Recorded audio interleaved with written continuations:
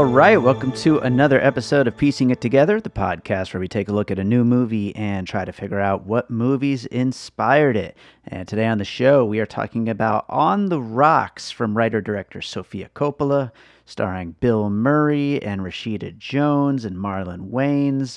It's put out by A24 and it's available right now on Apple TV Plus. Make sure to go check it out. And joining me to talk about it is Jason Harris from Awesome Movie Year. It was a great time talking with Jason. We just did our November trailers roundup. And On the Rocks was, of course, one of the movies we mini covered on our October trailers roundup. So it was great to get Jason back to do a full episode on this one.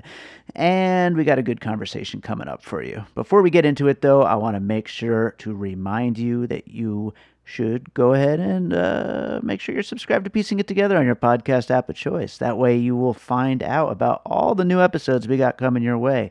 There are so many movies that we are going to be covering in November, as well as some leftovers from October. You know, we had to squeeze in a whole bunch of Halloween coverage, and so there were some episodes we recorded but had to hold on to because there was just no room for them, like this one today, On the Rocks. So I'm glad to finally be getting this one out to you.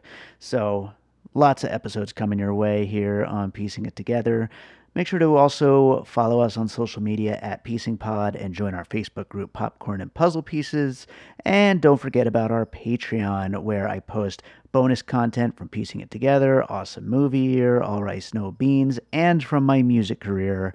A whole bunch of stuff hitting very soon related to my music stuff. So lots hitting the Patreon soon. And there's a special bonus episode of Awesome Movie Year on Saturday Night Fever that you can check out there right now. So let's get into this conversation. Our first time covering a Sofia Coppola movie. That's pretty exciting. This is going to be fun. Let's talk about On the Rocks. All right, back on the show is Jason Harris again. How you doing, Jason? Well, Dave, I'm either really happy or really sad or really confused, depending on the results of the elections from a few days ago. Yeah, that whole thing. Luckily, that went our way. Edit point. Oh, that went terribly. So anyway, but we're here to talk about good movies, or at least enjoyable movies, fun, nice light movies like this one, On the Rocks. How'd you like this one, Jason? On the Rocks, Dave. It's a movie, and there's nothing really bad to say about it. You know, if you go on my Letterboxd, go for Jason, you can see that I said you could skip any 15 minutes and come back, and it really wouldn't matter, would it, Dave? I like the movie, as inconsequential as it is. Right, exactly. This is just a very chill, which is interesting for someone like Sofia Coppola. It's different. It's different from her other movies, and I guess she just wanted to have a nice, light, fun reunion with Bill Murray and make a little movie. I thought the same thing, but then I thought, it's funny because if her name wasn't Sofia Coppola and someone turned in that script, would they be like, hey, you know what you need to have happen here is anything. Well, there's been a thing going around on Twitter. I know you're not super active on Twitter, but it's been a question about, is Bill Murray good in this? What do you think? I thought he was... I know what you're saying because the performance, he definitely had a staccato to him, a rhythm to his performance. I liked him. I did too. Good. I thought she was great too, Rashida Jones. I think Rashida Jones is really good. I thought Marlon Wayans was good. Again, there's nothing to that character, Dave. Okay. Marlon Wayans, you're basically saying like, I asked Marlon Wayans to make me an omelet and he made me an omelet. That's fair. He also I don't know. He has a nice presence to him. I think he should be in more things. I think so too, but I don't think there was anything to the part that he had. That's a criticism of this movie is other than the two leads, there was nothing towards any character. I think so. I think that's the thing that we're kind of talking around here, but I think we should get into some puzzle pieces, and we'll have plenty more to say about how light this movie was as we're going through these. What do you got for your first puzzle piece for On the Rocks? Well, Dave, I think you know what I have for my first puzzle piece. I do. I have said it more times than ever on piecing it together, including in the preview episode for this one, and that is a far better version of the same plot from 1997, Greg Mottola's The Daytrippers, his debut film. I can't recommend this movie enough. It's basically the same thing. A husband thinks a wife, or a wife thinks a husband is cheating on her, and in that one, the impetus is the whole family gets in the car, goes to New York, and kind of spies on the husband to see what the truth is, and it's just great. I love that movie, and it takes place on the Thanksgiving holiday, so you should watch it this month. That's true, actually. Yeah, and I finally took your advice and watched it just the other day in the lead up to this conversation. And yeah, it is great. You're absolutely right. Very, very fun movie. And it's a little different, but it's definitely, this is so clearly inspired by it. It's a very similar story. The main difference, though, of course, here is we get Bill Murray being Bill Murray. And that is always fun to watch, even if the story itself is very, slight and there's not much to it otherwise. That's fair. I will say this about the criticism of the supporting characters don't get to do much in this. The supporting characters elevate the Daytrippers to even greater heights. Right. They're also funny and well drawn. It's, you know what? Let's wrap this up. I'm going to go watch that movie. Go watch The Daytrippers. Yeah, and I think before I move on to my first piece, I think you're absolutely right. The supporting cast is the thing that's kind of missing.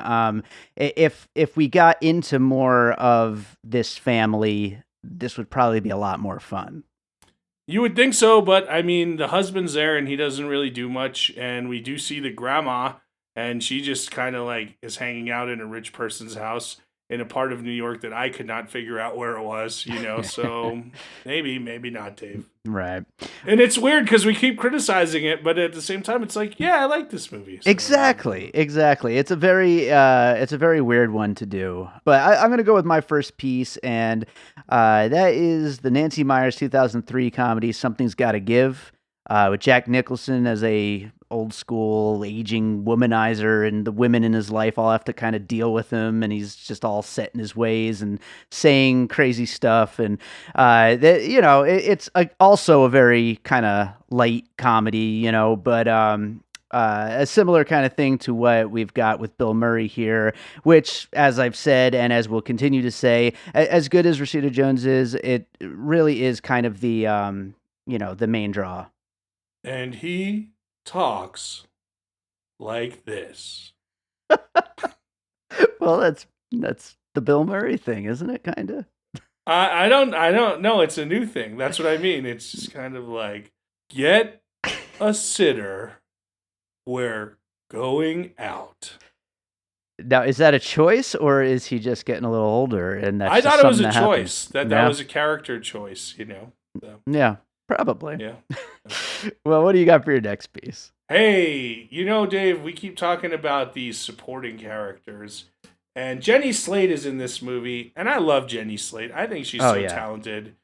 But again, it's a very one-note character in here. But she was in a film where she had suspicions, if I'm not mistaken, that her husband was cheating on her, or maybe she was cheating on him. I don't remember. It was a blur in my mind.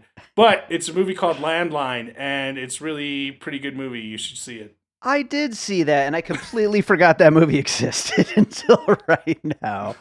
Yeah. No, that was pretty good. I did enjoy that. I also don't recall exactly the finer details of the plot, but I do love Jenny Slate, though. I think it was her who was having the affair, and she who was having the affair.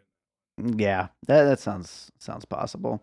Well, I'll go with my next piece, and I'm going to turn it back on Sofia Coppola and bring up her film Somewhere, which is, I think, the closest thing to this movie within her because filmography. Nothing happens in it. Yeah, exactly. Because it's a father and a daughter, and he's not exactly the best role model, and they just kind of hang out and do stuff, and it's an all right movie. I'm not sure I would maybe rank On the Rocks above that by a little bit, but I enjoyed Somewhere though. I don't think there's any of her films I haven't enjoyed. I did not like Somewhere, and Okay. my whole thing was like, can something happen in this movie? And in this one, I was like, can something happen in this movie? Right. So, this is a better version, I'd say. Yeah. Different tone. Obviously. Definitely different tone, but definitely, returning to father-daughter kind of territory. So, what do you got for your next piece? Well, Dave, I'll piggyback off of that and go with my father-daughter relationship film, which I was trying to think of a good one that has, father-daughter adult relationship. And I went with Hearts Beat Loud with Nick Offerman and Kiersey Clemens. You see that one? I have not seen that, no. And it's kind of interesting because he's like a guy who owns a record shop, and she's like a young woman who's trying to figure out her life, but she's a super talented singer, and he was a aging musician, and they start playing together, and he uploads some of their music, and it becomes like a thing. And his dream is like, hey, we could take this band on the road and really do something. And she's like, I want to go to art school or something. So it's about a father who lives his adventures with and through his daughter, but has not to say he has bad intentions, because he doesn't, nor does Bill Murray in this film, but his intentions are to really, have his adventures Right. through vicariously at the same time with the daughter's participation. Sure. Yeah. No, that makes sense. And yeah, that it definitely seems like his main goal is to get a little later life excitement going on, something fun to do. And her needs are kind of secondary there, but it's still strangely sweet though. It is, because I think, he's, like you said, this womanizing character. So his relationships are maybe they're all similar, except he's got a much deeper relationship with Rashida, with his daughter. And like, you can't replicate that kind of love. And that's what he's missing in his life. So for my next piece, I'm going to do another father-daughter relationship movie. This is one that I haven't seen. This is kind of a guest puzzle piece from my wife, Gina, who watched the movie with my me. wife. My wife. And we're allowed to do that again since Borat came out. That's right. Yeah, it's back in the ether. This is a 1994 movie that, from what I understand, is just absolutely terrible. But I thought it made sense as a piece. It's called My Father the Hero. Have you ever seen this? Oh, with Gerard Depardieu and the girl from Catherine Hagel. Yeah. Oh, I've seen it. So, oh no! And then he water skis into a buoy or something. I've seen it. It sounds so bad. I watched the trailer and I read a couple reviews leading up to this, and they people mistake them for a couple, and they're on this like kind of adventure, on this trip to a tropical paradise. And so it definitely kind of has some notes that seem to mirror what's going on in the climax of On the Rocks. No, I haven't watched it since I first saw it, but I wonder how many problematic elements there sure are. Seems like it. But sure. Also, how about that moment in the 90s and maybe late 80s when Gerard Depardieu was bankable movie star in the U.S. That was something, wasn't it? I know. I was just rewatching Adaptation, which is my favorite movie, and at the end, he's in voiceover. He's saying like, "I wonder who's going to play me? Maybe Gerard Depardieu." And it's like, yeah, that's great. In the preview that you watched, Dave, does he do the water ski where he goes, "Oh no!" Amazing. I need to watch that now. You gotta watch it. You know what? If you want to watch it, I'll do a breaking it apart with you. Oh, there you go. Yeah, because I'm sure it's influenced more movies than just On the Rocks. It's interesting that Gina was like, you know what this film reminds me of? My Father the Hero. Well, you know what? That actually brings up a good point, because you said this earlier. This is kind of a little bit of a difficult one to think of adult father-daughter relationships in movies kind of like this. And that's not necessarily one, but it's stretching that question of what are some movies like that, Right. So what do you got next? You got another piece? Okay. This, Dave, I think, so part of the best stuff maybe in this film is when they're kind of going undercover to see what's going on, to see if the husband's cheating on her. And they drive in this classic car through New York City, and it's shot so beautifully. Mm-hmm. And you really, really get into that sequence. Is my favorite of the movie. I loved it. I thought that really showcased Bill Murray's character when they get pulled over by the cops. That was a great. That Oh was yeah. really just great. And I loved the way that they shot it, that she shot it. It was a very loving look at New York through her lens. And that reminded me of a film that we covered on Awesome Movie Year in the last season, 1977, Annie Hall, which, Sure. of course, had a loving look in New York. But I kept thinking back to that sequence where Alfie and Annie are in the car with other Max, as they call him, and Mm-hmm. they're driving out to the Hamptons, and it's a lot of comedy with the car top down, and just really fun stuff. I like that. I was gonna say, I'm glad you brought up Annie Hall because I was gonna say that there's like a little bit of a Woody Allen feel here, with the relationship, and so that definitely works. And the car stuff is so good in Annie Hall; it's hilarious. Yeah, I think so. So, all right, I'm gonna go with another piece. So, you brought up the Daytrippers. I'm gonna bring up one that I had in the trailer episode as well. That's Easy A, which I just think the rapport between these two is really great, just like it was with Emma Stone and Stanley Tucci, which of course Stanley Tucci also in the Daytrippers. But mainly, of course, the story is absolutely nothing alike, but mainly it's just that very Hollywood, very quick, very cute rapport between the two. I like that movie. It's coming out on Netflix. Maybe by the time this gets released, so Oh, I haven't really? seen it, and I will watch it again at some point in time. Nice. Awesome. Yeah, Uh, well, what do you got next? Dave, what do we have? One or two more? Because I can do either. I have one more, so up to you. Do you got two good ones? Do you got one good one? What do you got? I got two good ones, Dave. Well, I'll let you do one. I'll do one. Then you get your last one. So. Okay, Dave. My next one, when you think of people going to tropical paradises to spy on their significant others, you think of Forgetting Sarah Marshall. And that's what I thought of. And one of the great romantic comedies of the last 20 years. And this movie could have learned something from that, because those supporting players are in just a few scenes here and there, just a little bit, and it's and they're heightened and everything. Right. It's great, and they have arcs, and it's just a great movie. So. Yeah, no, that's a really good one. I'm surprised I didn't think of that, but definitely go into that tropical, paradise to go spy on the husband. I mean, that's so perfectly Forget Her Sarah Marshall, and it is such a great movie. And yeah, I mean, that's another thing too is, not to pile it on to this movie because it seems like we both did enjoy it, but nothing really comes of the ending, especially once she does, kind of confront him, and it would be nice if something happened in the end. Are we giving spoilers here or no? Spoilers are allowed on Piecing It Together. Okay, sure. I'm going to give a spoiler right now, so if you don't want to hear it, pause it. I will pause it and come back. There you go. Yeah, you'll figure out when we're done. So she finds out he's not having an affair with the woman that they've kind of seen him with. And I thought that was cool, but wouldn't it have been another good twist if she found out he was having an affair with someone else? I thought that really could have added a lot to it. But maybe that would have had to have happened earlier in the film. I don't know, but this goes back to the nothing really happens in this. Right.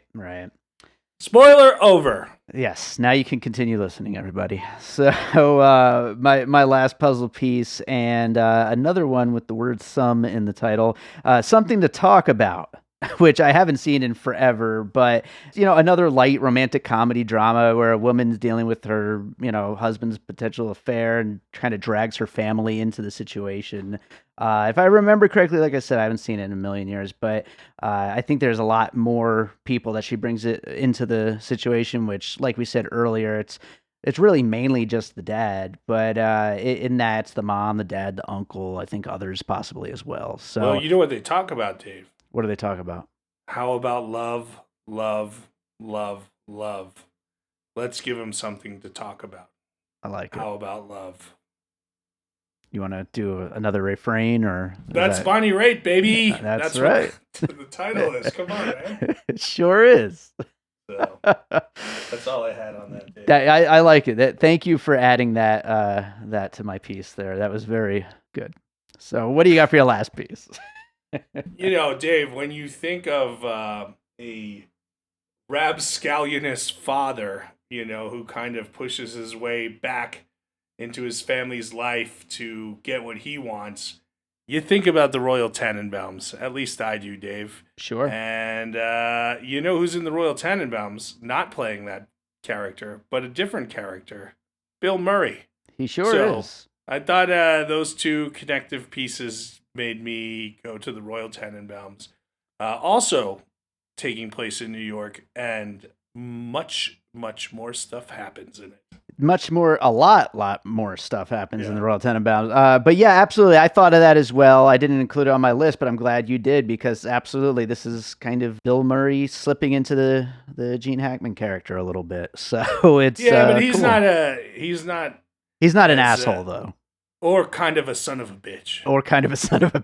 Yes. So that does it for the puzzle pieces. The finished puzzle for On the Rocks includes the Daytrippers, of course. Something's Gotta Give, Landline, Somewhere, Hearts Beat Loud, My Father the Hero, Annie Hall, Easy A, Forgetting Sarah Marshall, and the Royal Tenenbaums. So any other thoughts that we didn't quite get to while we were talking about these puzzle pieces about On the Rocks? I think we kind of covered it. It's funny that we have all these criticisms, but it's just such a fun, easy watch. I like this movie. I agree completely. Yeah. I don't know what else to say about it. So it's like you go to the Cheesecake Factory. Is it the most memorable meal? No, but everyone loves a crusted chicken Romano. Yeah, this is like a Krispy Kreme. How about that? It's good. Well, I already said it was like a Cheesecake Factory. I was trying to have my own metaphor, Jason. Yeah, I have my own? I did it, and then you're okay. Hey, God. Well, that I think about does it for On the Rocks. Jason, is there another movie you watched recently you'd like to maybe recommend to our listeners? Yes, Dave. And we kind of touched on it in the last thing we did together, which was a preview episode for November.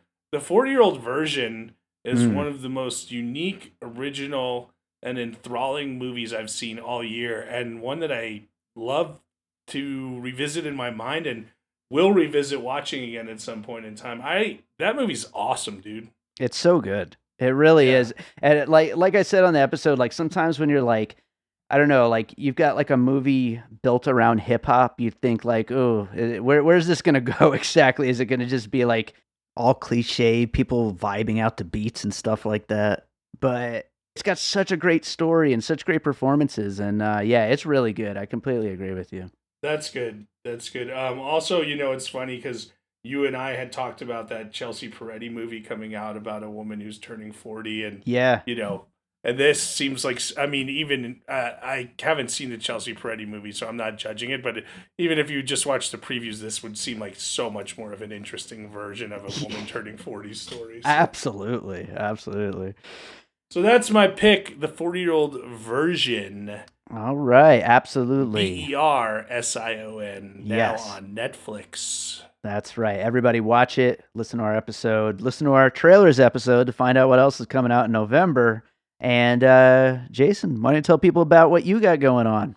Don't forget about Awesome Movie Year, the award-wanting podcast.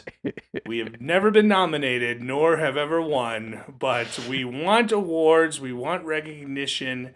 It's the only way we feel good about ourselves, guys.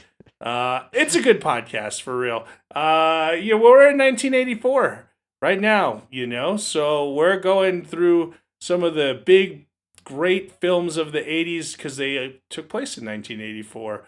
Talking about Beverly Hills Cop, Dave. Mm-hmm. I'm talking about other big movies that I have in my mind, but I don't want to ruin it for you guys because we might not have released those yet. So That's true. That is you true. know? But Beverly Hills Cop is a good preview of what to expect from this season. That's right, Dave. And is it time for Axel Foley to come back? No. No, it is not. I may or may not, just to let you know, Jason, I'll let you know this on mic. I'll include this in the episode. I may have started on a Jason H for you. So Oh, amazing. That's cool. And honestly, if you cut all of this and just trim down the podcast, that's fine too. It'll all work. So, well, Jason, as always, thanks so much for being here, and look forward to talking to you again soon. Dave, I just want to remind you, when I'm on, it's like the Daytrippers, and when you have other people on, it's like On the Rocks. Are you the mom? I just elevated as a supporting cast was the joke. Okay, that's good. I love all you guys, all the other co-hosts. We're queer. We're geeks. We're queeks. Superheroes, Star Wars. Broadway, Drag Race. So if you're super gay, Super nerdy. or anything in between, listen to Queeks today. Wherever fine podcasts are sold. And find us on Instagram at Queeks Podcast. All right, so I hope you enjoyed that conversation about On the Rocks with Jason Harris. Make sure you go check out Awesome Movie Year. They are currently starting up their 6th season, this time on the films of 1984. So they will be talking about films like Beverly Hills Cop and 16 Candles, and we'll see what else comes up in 1984. It's a big movie year, so there's going to be some big movies to talk about. And I do want to make sure to remind you, as always, to make sure you're subscribed to Piecing It Together on your podcast app of choice. If you like what we do here on the show, you can rate and review us on Apple Podcasts or Podchaser, and follow us on social media at Piecing Pod. Join our Facebook group, Popcorn and Puzzle Pieces. And don't forget about that Patreon that I told you about at the top of the show, the Produced by David Rosen Patreon, where I will be posting a lot more new content very soon. And who knows, you might even be able to listen to this very episode that you're hearing at this moment before anyone else does, because I'll have uploaded it on the Patreon first, and you are a wonderful subscriber and were able to listen to it. So that's cool, right? Or you're just listening to it on the main feed, and I appreciate that too. So that does it for today. This is a quick one, nice short episode, but that's okay. We are going to close you out with a piece of music, as I always do, and let's see. I'm gonna play something light and chill, just like this movie is. This is a song from my new album, David Rosen, and it's probably the lightest, most just chill track on the album. It's called Feels Like New. Hope you enjoy it. The album is available on iTunes, on Bandcamp, on Amazon, and of course to stream on Spotify and Apple Music as well. Go check it out wherever you listen to music. The album, again, is called David Rosen, and this track is called Feels Like New. We'll be back with more Piecing It Together coming up real soon.